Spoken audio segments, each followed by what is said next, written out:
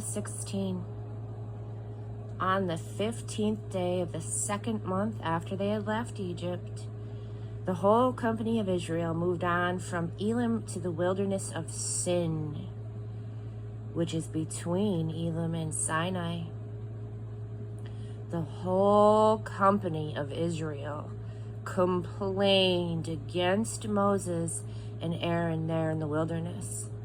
The Israelites said, why didn't God let us die in comfort in Egypt, where we had lamb, stew, and all the bread we could eat?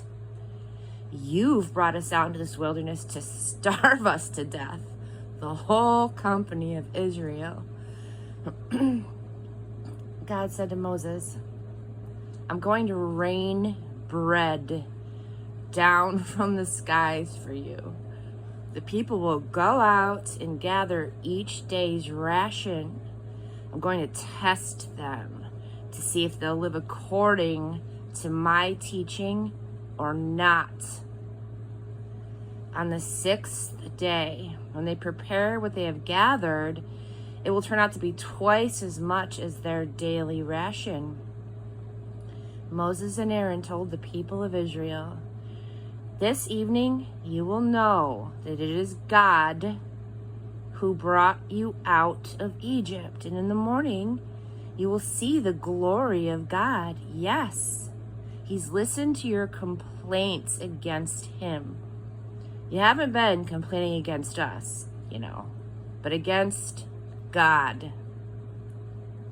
Moses said, since it will be God who gives you meat for your meal in the evening and your fill of bread in the morning, it is God who will have listened to your complaints.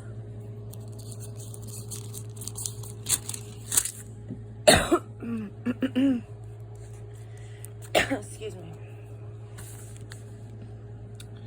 Against him. Who are we in all this? You haven't been complaining to us. You've been complaining to God. Moses instructed Aaron, tell the whole company of Israel, come near to God. He's heard your complaints.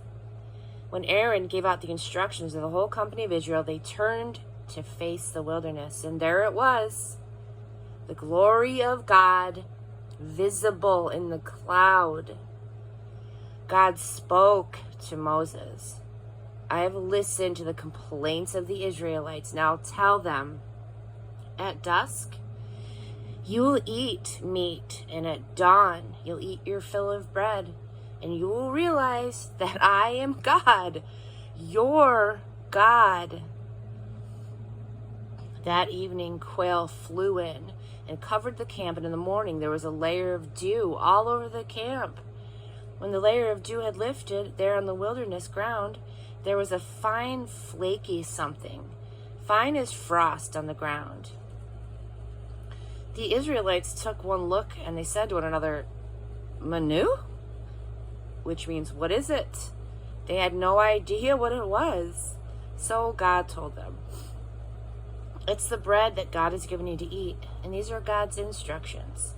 Gather enough for each person, about 2 quarts per person.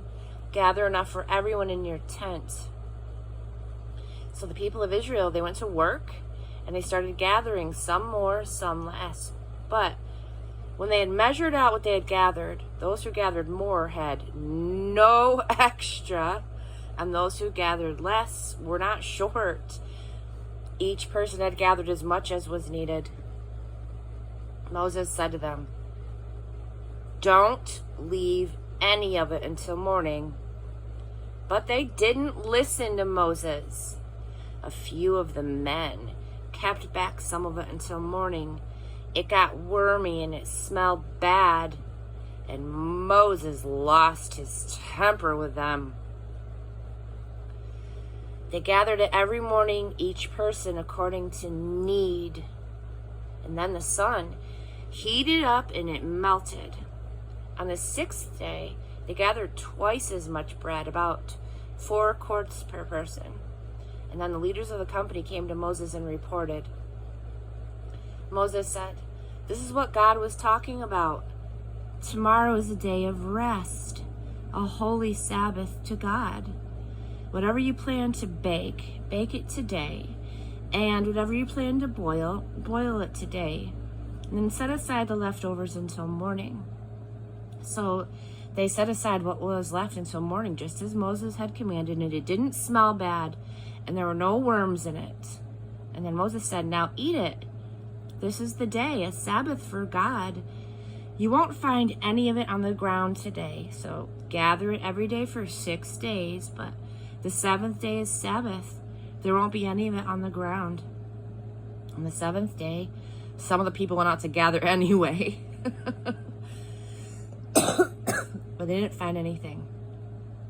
God said to Moses, how long are you going to disobey my commands and not follow my instructions? Don't you see that God has given you the Sabbath? So on the 6th day, he gives you bread for 2 days. So each of you stay home. Don't leave home on the 7th day. So the people quit working on the 7th day.